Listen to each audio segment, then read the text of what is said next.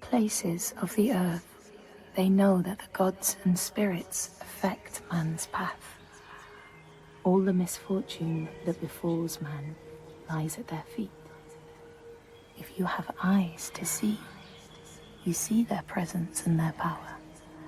Keep your eyes open, traveler, and you might see their faces. Here, they once said that Loki lies imprisoned in a cave, trapped by his enemies, who set a serpent above to drip venom on his face. His wife, Sigyn, sits beside to catch the venom in a bowl, but when she must leave to empty it, the poison falls unabated. His pain is so great that he thrashes and writhes.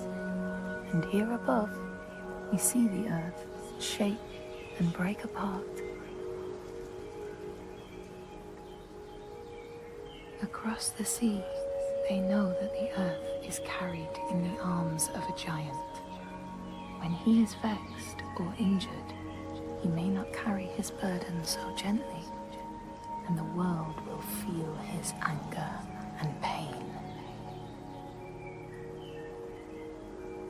In a land far away, they say the winds are trapped inside the earth. They try always to make their escape, and they buffet and beat on the walls of their prison, causing the earth to quiver. And when they break through, they make their escape. They explode out in fury. In the lands of your birth, people live hidden too, in the hills and stones. They may be the remnants of a godly race, who lost a war with giants and, finding the world changed, retreated into silence. But you still see their carvings and circles from the time when they walked among men.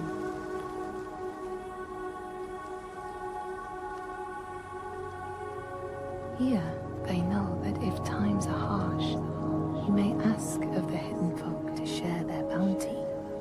And if you are strong and wise and good, they may hear your plea and send you aid. But if you are not, or if you do not respect the strictures they lay down, you might have your strife doubled.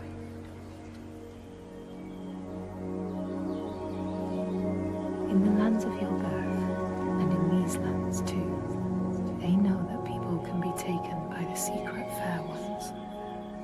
If you are not careful and do not keep to the pathways, you may find yourself among them.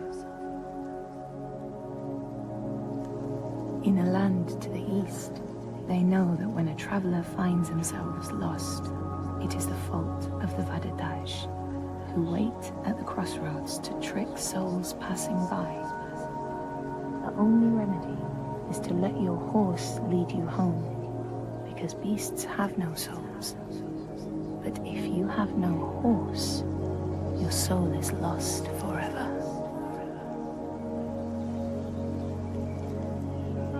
In this place, they know that sometimes the hidden folk will take their children and leave another in their place. These children may look the same as their own, but will be dazed and far away, or ill-tempered. And you know then you have a changeling in your house. In this land, when people cannot raise their children, they will leave them in a sacred place for the hidden folk to take and care for. Sometimes these children come back, but it is said that they are changed, with a wildness in their eyes, and their parents do not want them. These people know that children who have died uncared for can return as small ghosts clad in fluttering rags. When there are storms, they may cry as they did when they were human, and will look for their mothers until they find them, and never leave them again. In this land, you may catch sight of the Landdísir, the spirits who embody the sacred places, the rivers and rocks. Do you see the Lady of the Mountain, the Fiak Kuna, who bathes in the waterfall and lets the drops fall on her shoulders? In the heart of the Northlands, they know the storms are born of the Oshkuredi, the hunt of Odin. The huntsmen ride horses with eyes of fire. Their weapons clash like thunder, and it is best to hide inside, lest your spirit be called to join them. In your lands, traveler, they know that the Kailif, the hag of winter, is the one who hurls sleet and snow upon the land. She lives in a sea rock and rules the waves of the roiling winter ocean with her blackthorn staff. She strikes the ground to destroy the shoots of growing green, so the winter will lie long and low on the land.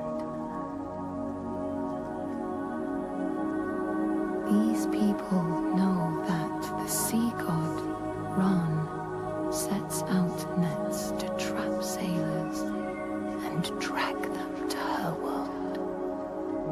She sends the waves, her daughters, to wreck boats so she will have more men to take. And jealously, she pulls them down beneath the water. People here speak of warriors who can transform themselves into bears when they are enraged. Their skin becomes hide so thick no sword or spear can break it.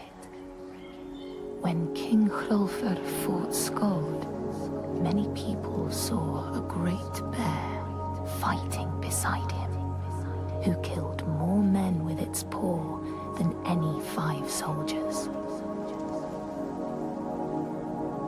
Men here will tell of how Jarl Hakon worshipped the giant Thorgerða and sought her aid in the middle of battle when the tide was turning against him.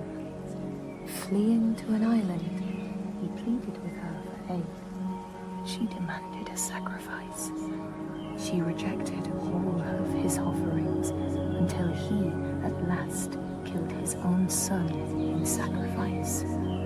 Thorgerða gave aid, and Hakon's enemies saw the giants striding amongst the ships, arrows flying from every finger and never missing their mark. Their morale was sapped, and Hakon won his battle.